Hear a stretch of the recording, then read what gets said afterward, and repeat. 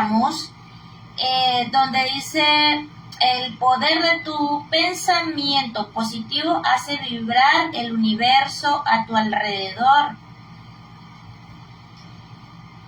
Continuamos. Y te llevará a las personas correctas siempre, para que al caminar en sintonía con ellas, todo sea más ameno. Todo sea más ameno y más simple. Entonces, lo que sigue es la alegría, que es el sentimiento positivo que nos inunda cuando nuestras expectativas son cumplidas. Pensar proactivamente es un hábito que se consigue sin varita mágica. Es ejercitando la mente que se adquiere. Cerca del 100% de nuestra vida se fundamenta en hábitos, algo así como el 90% de nuestras acciones son casi infinitivas.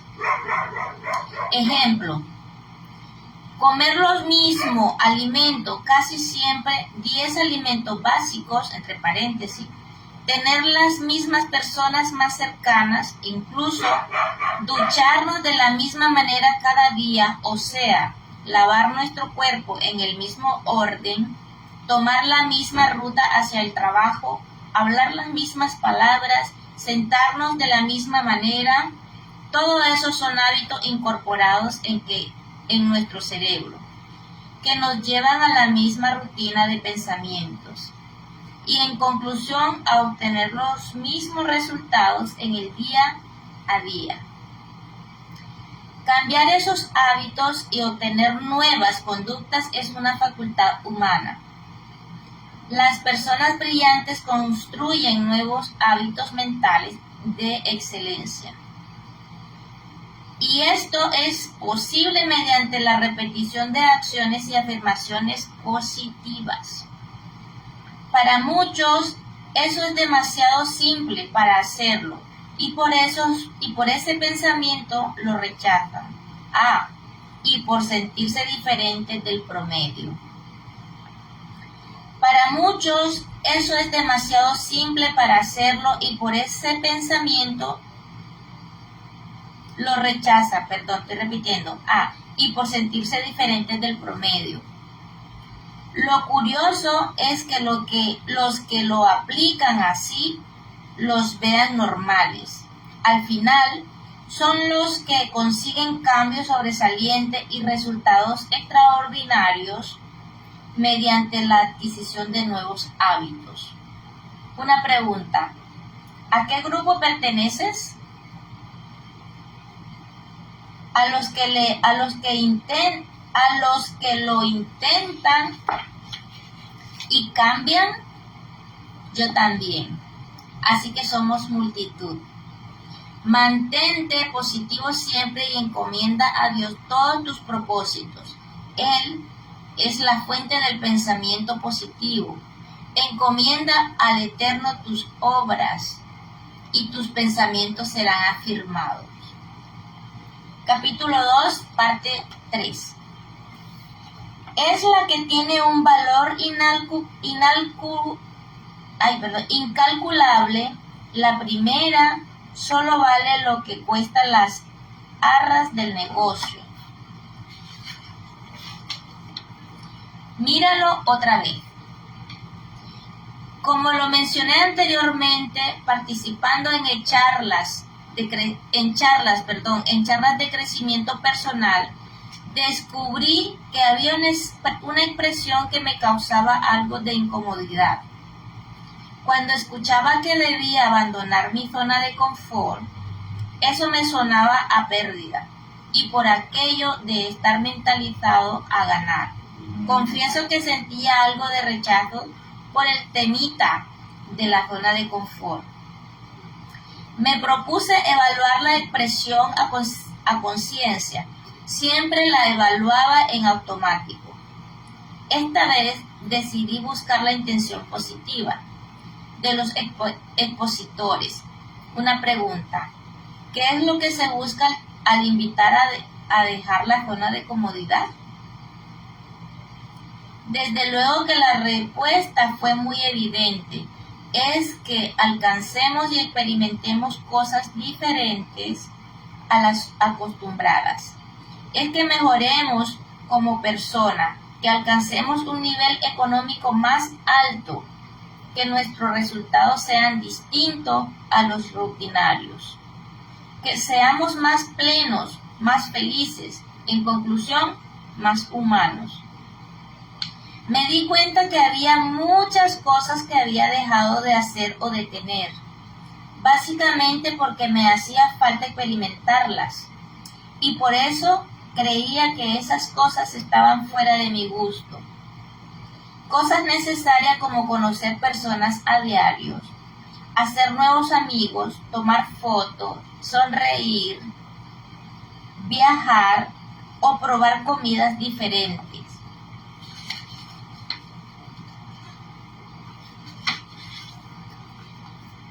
Parecen cosas sin cuidado, pero logran dar vía libre a que las personas manifestemos plenamente nuestra naturaleza.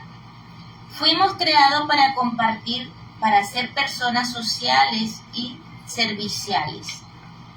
Entendí que si sustituía la palabra abandonar o dejar por modificar o ampliar, me sería más conveniente y me traería nuevos sentimientos. Por eso decidí ampliar mi zona de comodidad, sin temor a perder. Más bien siendo coherente con el pensamiento de ganar. Al hacerlo, pude cuantificar más adelante cómo los beneficios han sido extraordinarios en todas las áreas.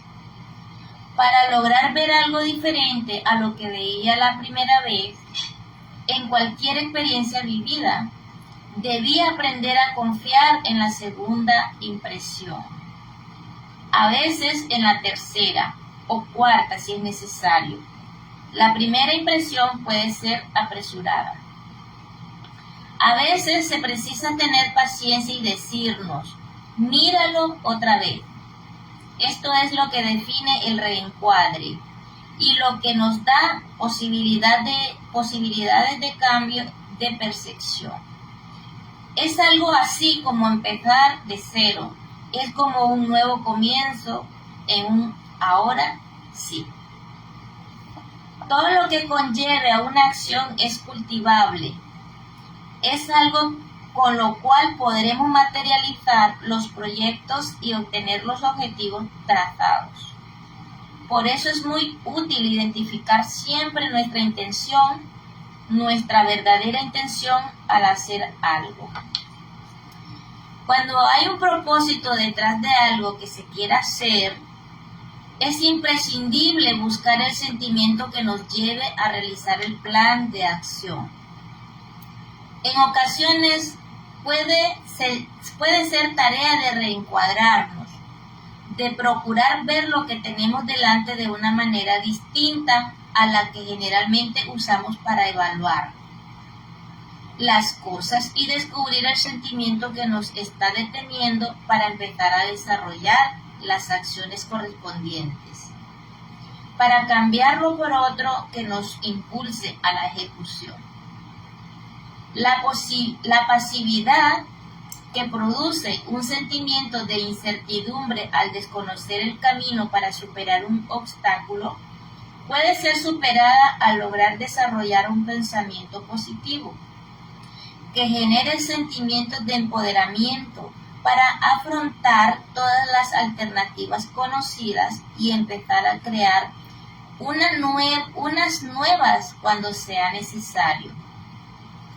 Hay momentos en que se necesita ignorar los inconvenientes, dejarlos a un lado y empezar asumiendo en la mente que el camino está completamente despejado. Vívelo siempre. Para el cerebro, imaginar es equivalente a hacer. El poder de la acción es lo que termina generando en la mente nuevas maneras de avanzar y es lo que nos acerca cada vez más a las metas trazadas. El ejercicio se disfruta cuando se hace. La comida sabe bien cuando se come. La acción genera entusiasmo y el entusiasmo produce resultados. Entre el querer y el hacer existe un espacio mental intermedio y es en ese lugar, en alguna parte del cerebro, en donde se generan los reencuadres, en donde se logra visualizar lo que hay después de las acciones que tenemos que llevar a cabo. Cuando eso acontece, se generan nuevos pensamientos y cambiamos el tengo que hacerlo por el quiero hacerlo. Uno de los enemigos más grandes que tiene la ejecución, entre paréntesis, el pasar a la acción, es el arte de posponer.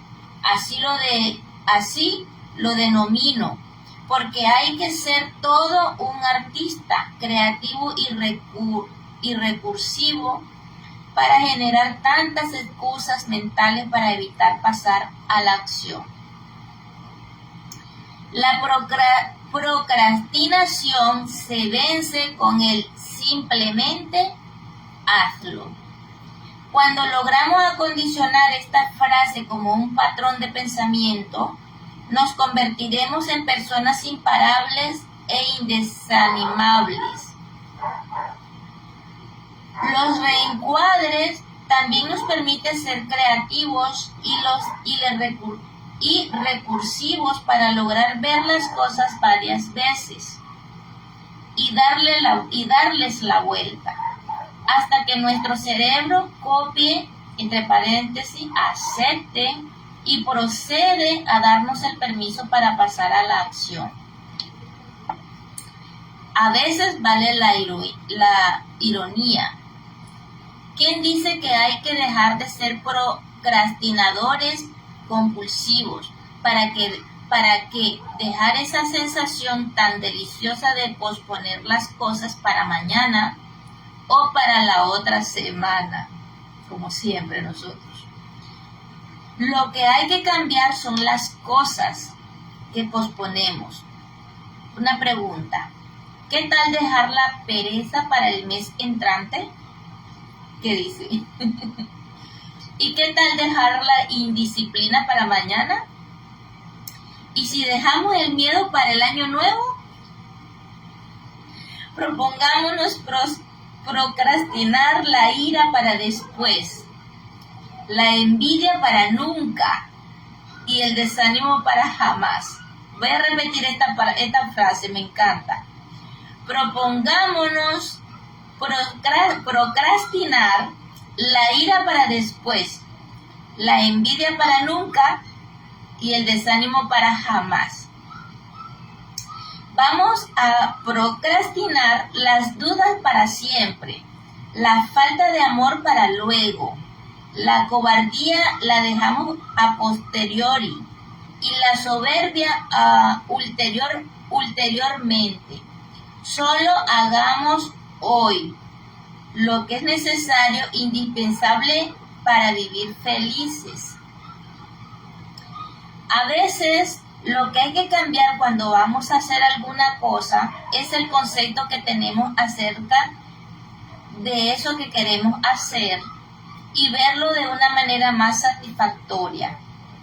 Otras veces lo que se requiere modificar son las acciones o la manera como las desarrollamos. En ocasiones únicamente es necesario añadir un poco de entusiasmo. Otras veces simplemente se trata de adaptar lo que hay que hacer a nuestra manera.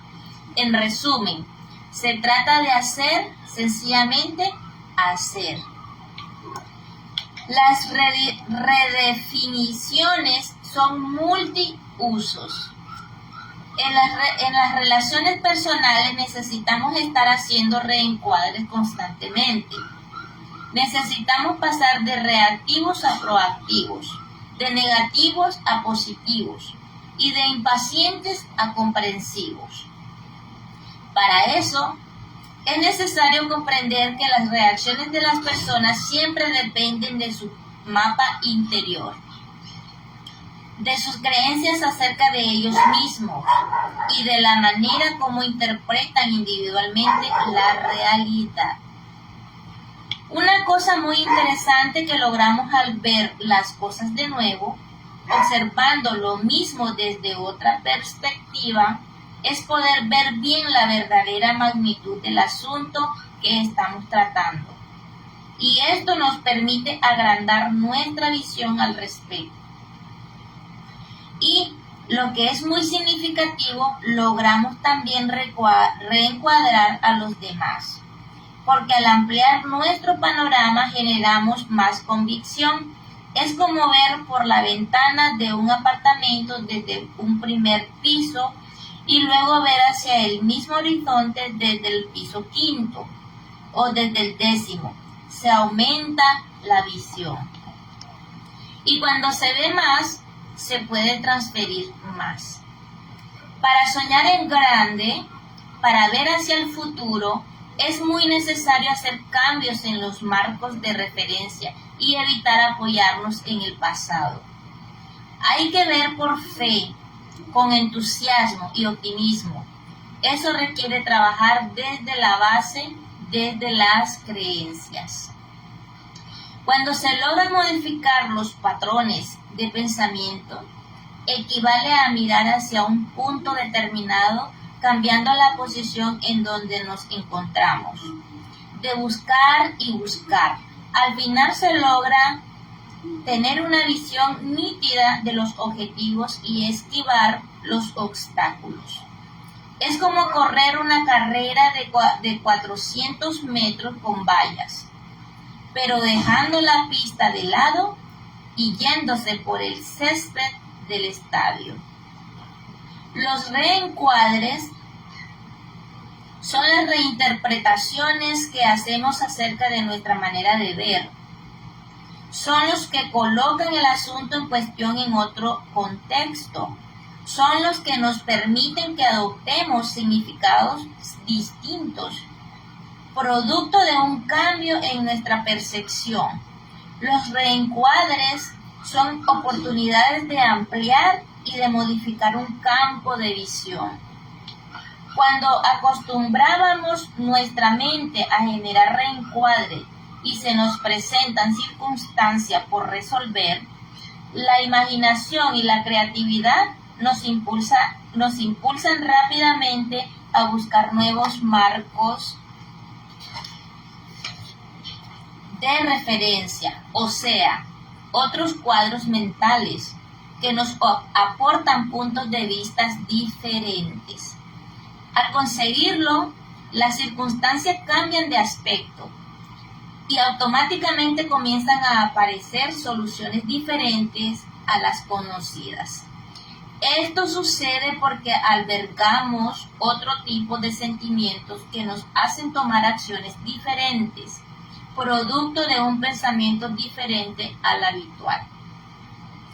Cuando te aparezca que se te agotan los recursos conocidos que te permiten cambiar de percepción, es tu oportunidad de usar lo infalible. Para el cerebro, imaginar es equivalente a hacer. Comprender que la mente crea con facilidad y que el cerebro toma por reales estas creencias mentales. Fue para mí una gran ayuda para empezar mi proceso de autoliderazgo. Ha sido una gran herramienta para efectuar cambios en la manera habitual de pensar. Una de las competencias más requeridas en todos los tiempos. Hagamos memoria. Cuando tú y yo éramos niños, desconocíamos conceptos básicos de la vida. Papá y mamá nos suplían las necesidades afectivas y materiales. Por eso durante mucho tiempo fuimos inconscientes a la realidad e ignorábamos que todo en la vida tiene un precio. También pasábamos por alto que hay leyes del universo que nos rigen a todas las personas por igual, como la ley de los procesos, que es la que nos condiciona a la siembra y a la cosecha. Solamente con pedir y a veces con llorar o hacer pataletas conseguíamos lo que necesitábamos y lo que nos gustaba también, así eso fuera innecesario. Nos fuimos acostumbrando a usar ciertos tonos de voz, cierta comunicación gesticulada para conseguir lo que queríamos obtener,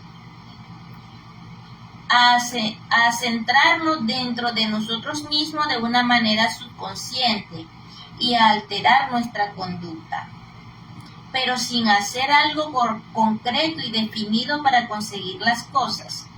Y por otro lado, fuimos arraigando el concepto de la inmediatez, pedir, manipular y obtener, así de sencillo. Luego crecimos un poco y nos convertimos en adolescentes, y en esa edad fuimos perfeccionando las habilidades para conseguir las cosas inmediatamente. Nos hicimos expertos, pues ya conocíamos bien cómo pensaba papá y mamá.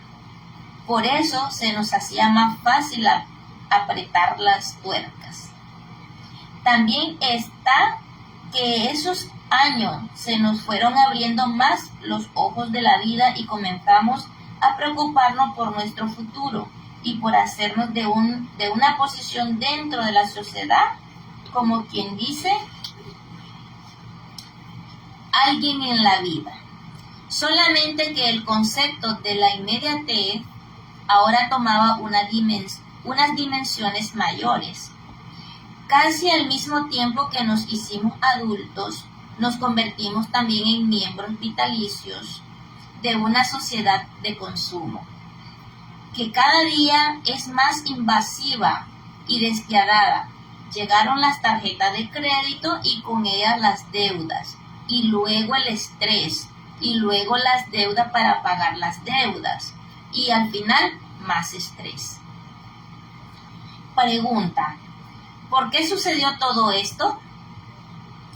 Hay varias razones, pero nos vamos a centrar exclusivamente en una. Y para llegar a ella te invito a seguir haciendo un poco más de memoria. Otra pregunta: ¿tuviste que moler el café para poder tomarlo? Yo sí lo molí. Y también el maíz para hacer las arepas y la sopa. Ah, y vivía en una ciudad, ni siquiera en el campo. Otra pregunta: ¿y qué tiene que ver todo eso?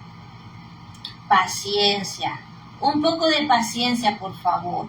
Sí, de la que se ha perdido hoy producto de la tecnología y la globalización. Ahora se consigue el café instantáneo. La harina de maíz viene precocida. Hay lavadoras y secadoras de ropa que hacen el proceso en unos pocos minutos. Los teléfonos celulares son implacables. Te incitan a estar en línea las 24 horas del día. Te canalizan la mayoría de tus pensamientos y hasta dicen por ahí que a algunos lo hacen adictos a las redes sociales. Ahora sí te concluyo la idea. La sociedad en general se rige por el cortoplacismo, por hacer y obtener las cosas inmediatamente. Y como somos parte de la sociedad y además tenemos arraigo desde la niñez, que lo que se necesita se consigue pidiendo o haciendo pucheros de bebé. Entonces, en ausencia de a quien hacerle berrinche para obtener las cosas, se opta por lo otro, por pedir fiado, por el crédito. De ahí tantas deudas innecesarias. El asunto es que una mayoría insiste en obtener cosas al instante, ignorando que todo requiere un proceso. Es cierto que hoy sigue siendo posible comprar cosas de contado. Hay quienes lo hacen todos los días: casas, carros, ropa, comida, todo. Para estos, el proceso consistió en el tiempo y en el trabajo que emplearon para conseguir el dinero y lograr adquirir lo que deseaban. Por otro lado, tenemos muchas personas que prefieren lucir cosas o tener ciertas posesiones rápidamente, así sea a crédito. Y en muchas ocasiones, esas compras a plazo son para darle completamente a la personalidad. Eso es por razones de inmadurez y de autoestima baja que les impulsa a obtener que lucir para sentirse apreciados.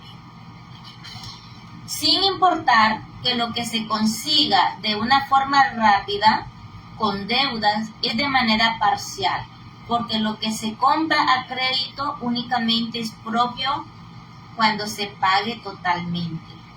Bueno, en realidad que en este punto se dividen las opiniones y quizás piensen diferente de lo que te estoy diciendo. Yo también pensaba así. Creía que la gente lograba comprar cosas de contado porque eran millonarios. Pero la realidad es que lo hacen porque planean las finanzas desde otro punto de vista y porque piensan diferente.